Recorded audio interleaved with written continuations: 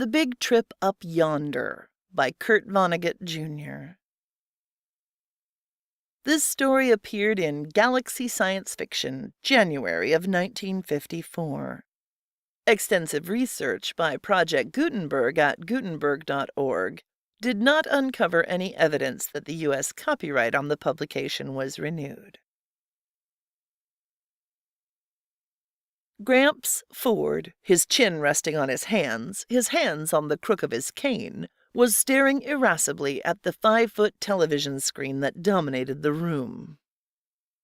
On the screen, a news commentator was summarizing the day's happenings. Every 30 seconds or so, Gramps would jab the floor with his cane tip and shout, "Hell, we did that 100 years ago!"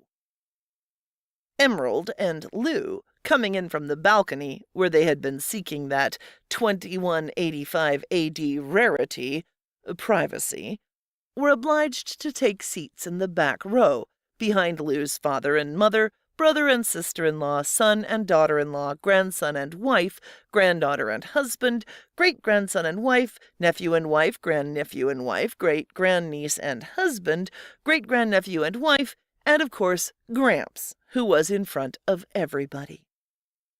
All save Gramps, who was somewhat withered and bent, seemed, by pre-anti-Gerasone standards, to be about the same age, somewhere in their late 20s or early 30s. Gramps looked older because he had already reached 70 when anti-Gerasone was invented. He had not aged in the 102 years since. "Meanwhile," the commentator was saying, "Council Bluffs, Iowa was still threatened by stark tragedy.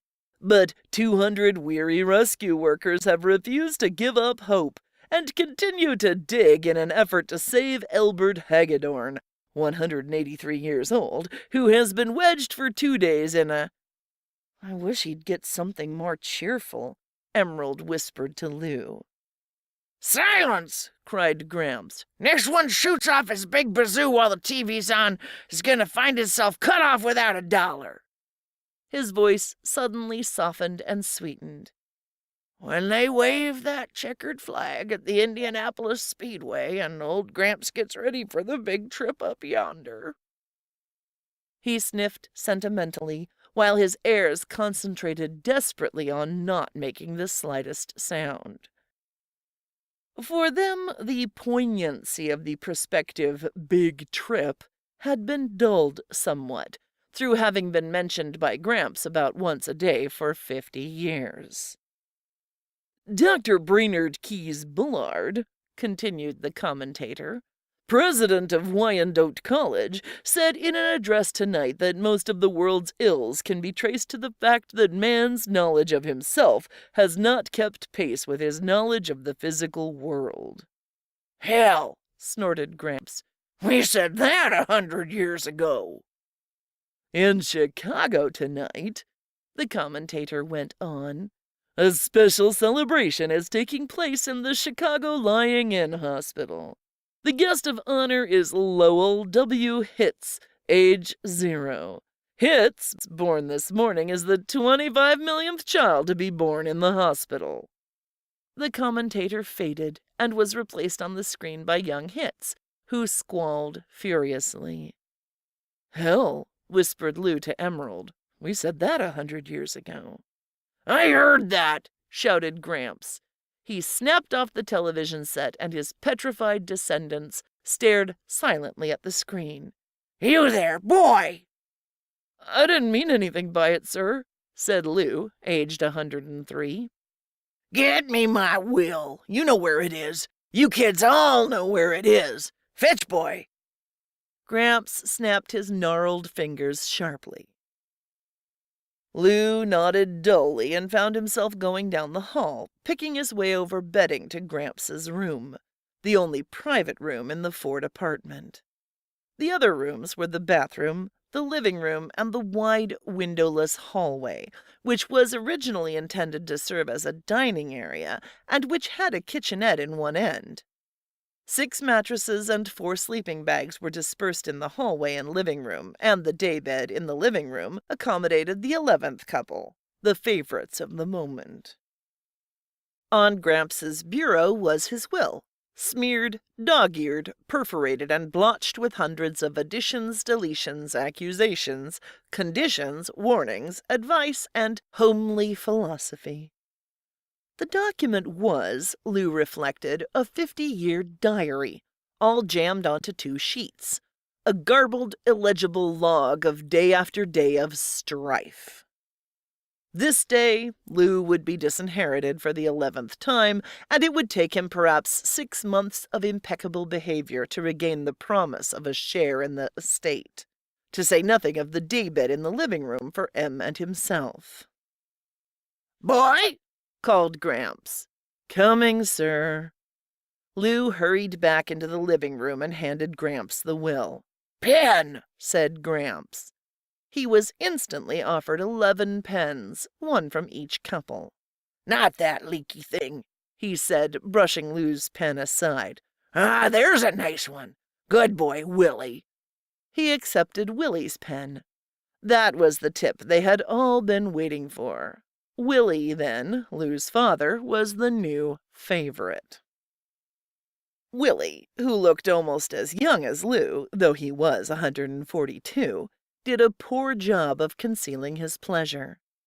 He glanced shyly at the daybed which would become his, and from which Lou and Emerald would have to move back into the hall, back to the worst spot of all by the bathroom door.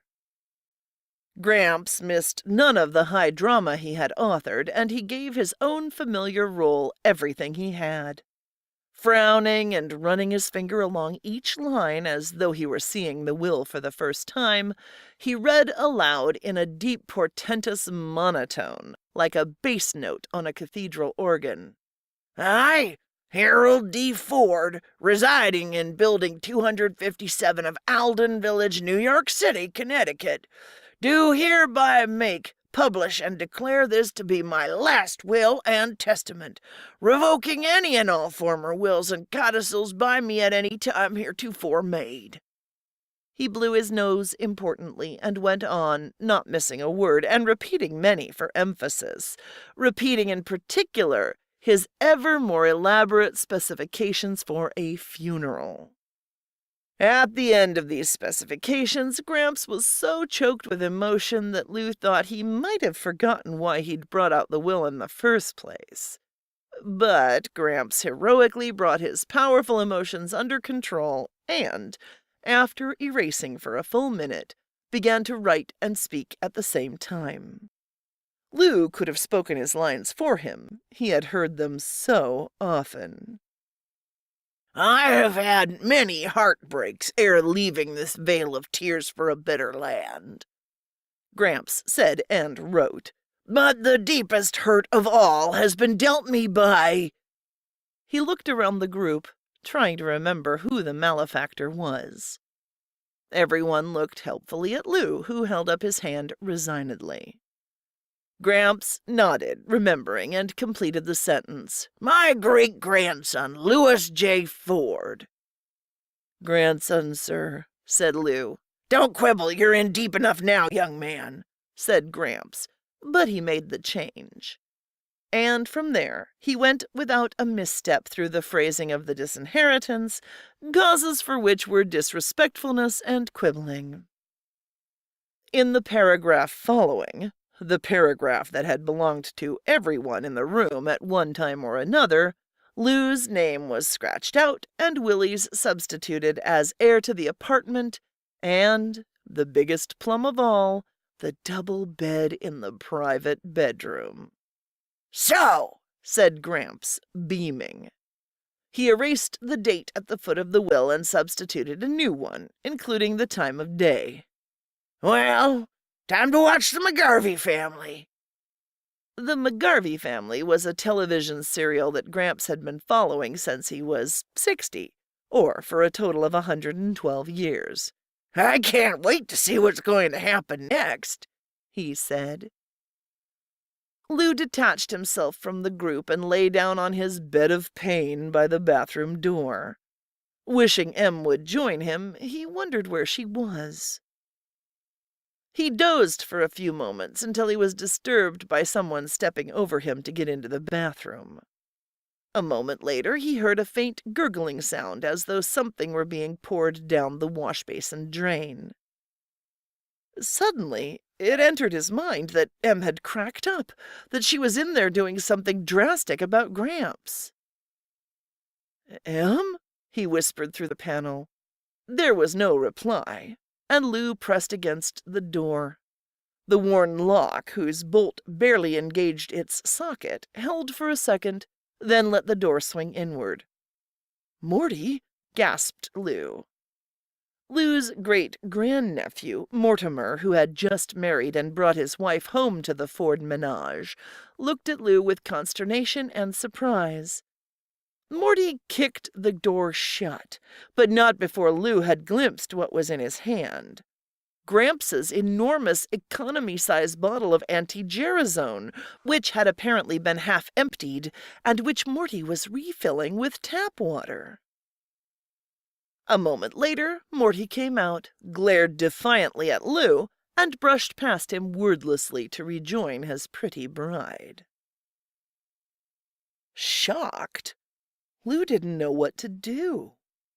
He couldn't let Gramps take the mouse-trapped anti-gerasone, but if he warned Gramps about it, Gramps would certainly make life in the apartment, which was merely insufferable now, harrowing.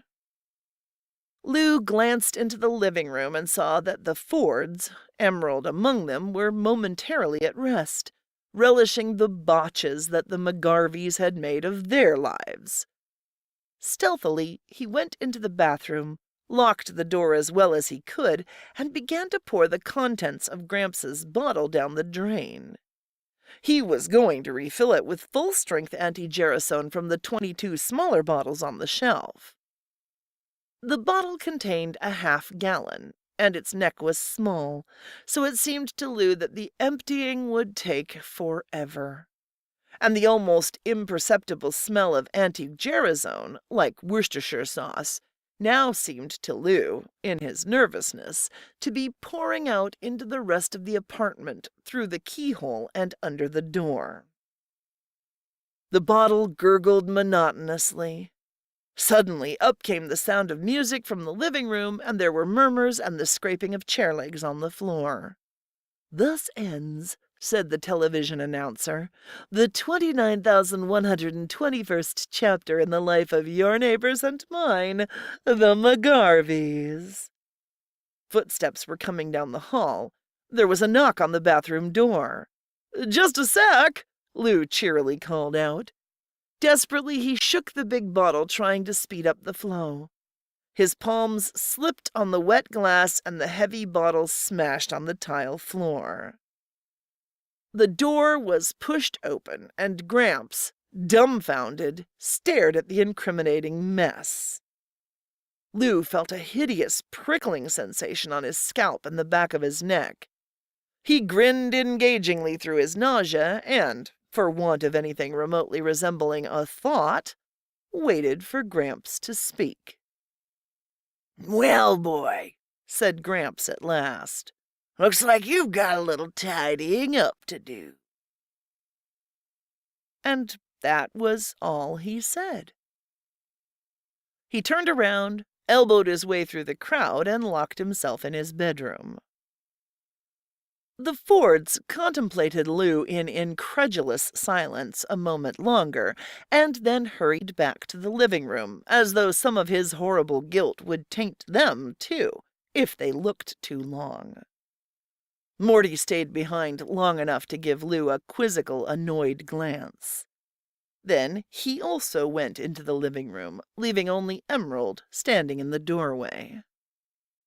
Tears streamed over her cheeks. "Oh, you poor lamb. Please don't look so awful. It was my fault. I put you up to this with my nagging about Gramps."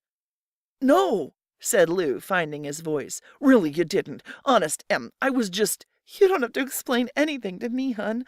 I'm on your side no matter what." She kissed him on one cheek and whispered in his ear, "It wouldn't have been murder, hun. It wouldn't have killed him. It wasn't such a terrible thing to do. It just would have fixed him up so he'd be able to go any time God decided he wanted him." "What's going to happen next, Em?" said Lou hollowly. "What's he going to do?" Lou and Emerald stayed fearfully awake almost all night, waiting to see what Gramps was going to do. But not a sound came from the sacred bedroom. 2 hours before dawn, they finally dropped off to sleep. At 6 o'clock, they arose again, for it was time for their generation to eat breakfast in the kitchenette. No one spoke to them. They had 20 minutes in which to eat, but their reflexes were so dulled by the bad night that they had hardly swallowed 2 mouthfuls of egg-type processed seaweed before it was time to surrender their places to their son's generation. Then, as was the custom for whoever had been most recently disinherited, they began preparing Gramps' breakfast, which would presently be served to him in bed on a tray. They tried to be cheerful about it. The toughest part of the job was having to handle the honest-to-God eggs and bacon and oleomargarine on which Gramps spent so much of the income from his fortune. "Well," said Emerald, "I'm not going to get all panicky until I'm sure there's something to be panicky about." "Maybe he doesn't know what it was I busted," Lou said hopefully. "Probably thinks it was your watch crystal," offered Eddie, their son, who was toying apathetically with his buckwheat-type processed sawdust cakes. "Don't get sarcastic with your father," said Em, "and don't talk with your mouth full either." "I'd like to see anybody take a mouthful of this stuff and not say something," complained Eddie, who was 73. He glanced at the clock. "It's time to take Gramps' breakfast, you know." "Yeah, it is, isn't it?" said Lou weakly. He shrugged. "Let's have the tray, Em. We'll both go." Walking slowly, smiling bravely, they found a large semicircle of long-faced Fords standing around the bedroom door. Em knocked. "Gramps," she called brightly, "breakfast is ready."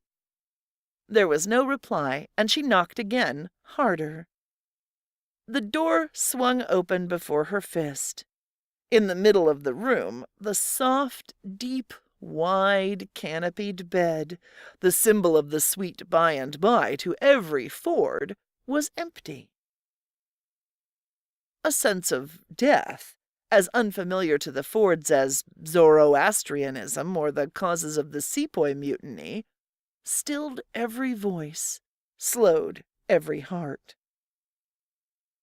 Odd, the heirs began to search gingerly, under the furniture and behind the drapes, for all that was mortal of Gramps, father of the clan. But Gramps had left not his earthly husk, but a note, which Lou finally found on the dresser, under a paperweight which was a treasured souvenir from the World's Fair of 2000. Unsteadily, Lou read it aloud. "Somebody who I have sheltered and protected and taught the best I know how all these years, last night turned on me like a mad dog and diluted my anti-gerasone, or tried to. I am no longer a young man. I can no longer bear the crushing burden of life as I once could. So after last night's bitter experience, I say goodbye. The cares of this world will soon drop away like a cloak of thorns, and I shall know peace. By the time you find this, I will be gone." "Gosh," said Willie brokenly. "He didn't even get to see how the 5,000-mile Speedway race was going to come out." "Or the Solar Series," Eddie said with large mournful eyes. "Or whether Mrs. McGarvey got her eyesight back," added Morty. "There's more," said Lou, and he began reading aloud again. "I, Harold D. Ford, etc., do hereby make, publish, and declare this to be my last will and testament, revoking any and all former wills and codicils by me at any time heretofore made." "No!" cried Willie. "Not another one!" "I do stipulate," read Lou, that all of my property, of whatsoever kind and nature, not to be divided, but do devise and bequeath it to be held in common by my issue, without regard for generation, equally share and share alike." "Issue?" said Emerald. Lou included the multitude in a sweep of his hand. "It means we all own the whole damn shooting match." Each eye turned instantly to the bed. "Share and share alike?" asked Morty. "Actually," said Willie, who was the oldest one present, "it's just like the old system where the oldest people head up things with their headquarters in here, and—" "I like that!" exclaimed Em. "Lou owns as much of it as you do, and I say it ought to be for the oldest one who's still working. You can snooze around here all day waiting for your pension check, while poor Lou stumbles in here after work all tuckered out and—" "How about letting somebody who's never had any privacy get a little crack at it?" Eddie demanded hotly. "Hell, you old people had plenty of privacy back when you were kids. I was born and raised in the middle of that goddamn barracks in the hall. How about—" "Yeah," challenged Morty. "Sure, you've all had it pretty tough, and my heart bleeds for you, but try honeymooning in the hall for a real kick." "Silence!" shouted Willie imperiously. "The next person who opens his mouth spends the next 6 months by the bathroom. Now clear out of my room, I want to think." A vase shattered against the wall inches above his head. In the next moment, a free-for-all was underway, with each couple battling to eject every other couple from the room. Fighting coalitions formed and dissolved with the lightning changes of the tactical situation. Em and Lou were thrown into the hall, where they organized others in the same situation and stormed back into the room. After 2 hours of struggle, with nothing like a decision in sight, the cops broke in, followed by television cameramen from mobile units. For the next half hour, patrol wagons and ambulances hauled away Fords, and then the apartment was still and spacious. An hour later, films of the last stages of the riot were being televised to 500 million delighted viewers on the eastern seaboard. In the stillness of the 3-room Ford apartment on the 76th floor of Building 257, the television set had been left on. Once more the air was filled with the cries and grunts and crashes of the fray, coming harmlessly now from the loudspeaker. The battle also appeared on the screen of the television set in the police station, where the Fords and their captors watched with professional interest. Em and Lou, in adjacent 4x8 cells, were stretched out peacefully on their cots. "Em," called Lou through the partition, "you got a wash basin all your own, too?" "Sure. Wash basin, bed, light, the works. And we thought Gramps' room was something. How long has this been going on?" She held out her hand. "For the first time in 40 years, hon, I haven't got the shakes. Look at me." "Cross your fingers," said Lou. "The lawyer's going to try to get us a year." "Gee," Em said dreamily. "I wonder what kind of wires you'd have to pull to get put away in solitary." "All right, pipe down," said the turnkey, "or I'll toss the whole kit and caboodle of you right out. And first one who lets on to anybody outside how good jail is ain't never getting back in." The prisoners instantly fell silent. The living room of the apartment darkened for a moment as the riot scenes faded on the television screen. And then the face of the announcer appeared like the sun coming from behind a cloud.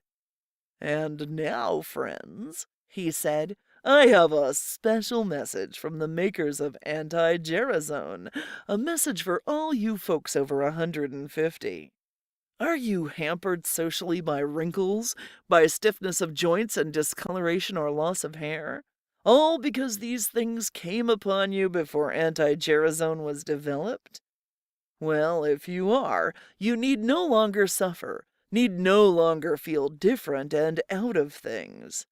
After years of research, medical science has now developed super anti-gerasone. In weeks, Yes, weeks. You can look, feel, and act as young as your great-great-grandchildren. Wouldn't you pay $5,000 to be indistinguishable from everybody else? Well, you don't have to. Safe, tested, super anti-gerasone costs you only a few dollars a day. Right now, for your free trial carton, just put your name and address on a dollar postcard and mail it to Super, Box 500,000, Schenectady, New York. Have you got that? I'll repeat it. Super, Box 500,000. Underlining the announcer's words was the scratching of Gramps' pen, the one Willie had given him the night before. He had come in a few minutes earlier from the Idle Hour Tavern, which commanded a view of Building 257 from across the square of asphalt known as the Alden Village Green. He had called a cleaning woman to come straighten the place up, then had hired the best lawyer in town to get his descendants a conviction, a genius who had never gotten a client less than a year and a day.